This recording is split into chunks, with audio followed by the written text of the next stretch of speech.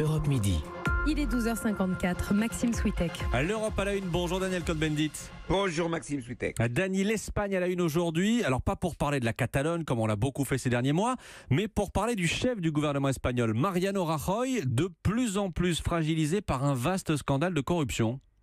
Ah, on peut le dire, c'est un tsunami politico-judiciaire à laquelle on assiste en Espagne aujourd'hui, car les magistrats de l'audience nationale, c'est en fait le tribunal qui juge les causes de corruption, a condamné le Parti populaire, donc un parti politique pour la première fois dans la démocratie espagnole, pour corruption institutionnalisée.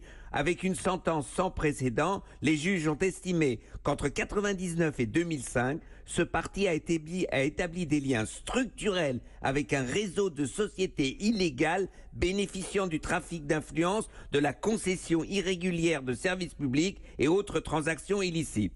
Cela fait, le chef de réseau a pris 51 ans de prison, le trésorier du Parti populaire a pris 33 ans de prison. Si vous voulez, les 29 des 37 accusés ont pris ensemble 351 années de prison. Et encore une fois, on parle là du Parti populaire, le parti de Rajoy, qui va devoir faire face à la fin de cette semaine à une motion de censure.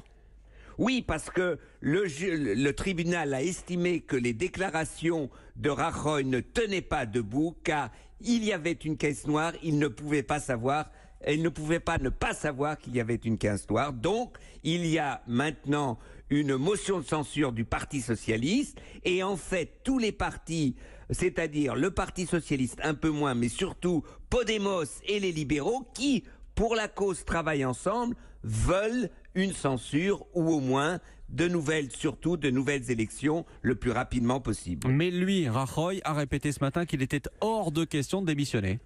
Sauf s'il a une majorité absolue contre Évidemment. lui, il sera obligé. Et donc, en fait, ce que veulent Podemos et les libéraux, c'est qu'il y ait un gouvernement technique, si vous voulez, pour préparer les nouvelles élections, c'est-à-dire et à ces élections, quand on voit les sondages, ça serait un effondrement total du Parti populaire, et ce seraient les libéraux qui gagneraient, avec un peu, mais beaucoup moins, Podemos. L'Espagne et l'Europe à la une. Merci Dany, à demain.